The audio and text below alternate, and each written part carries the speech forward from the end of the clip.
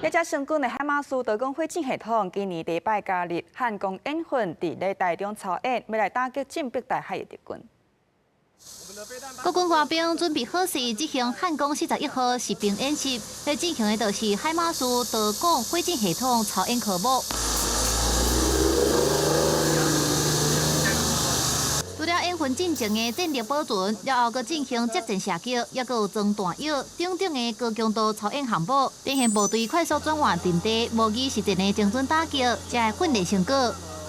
因为它射程比较远，基本射程就有70公里。 所以这一次的射击阵地已经推到3线这边，所以具有良好的隐蔽跟掩蔽的效果。海马斯多管火箭系统今年7月才拄伫台中58炮击部成军，也随进行训练，投入汉光41号实兵演习。模拟的情形是敌军逼我海马斯多管火箭系统来反制，除了伫战时提供快速反应甲高机动性，远程的作战能力也是真厉害，验证部队的应变能力。 专家分析，除了展现台美互相信任，也有做伙协防台海。咱选伫台中的58炮击部来部署，也是看中中部的战术位置。向北可以增援6军团，向南则可以增援8军团，射程达到300公里。那么从地图上显示，等于是中国的东部战区，北从福州南到厦门之间这个半圆形的这个区块。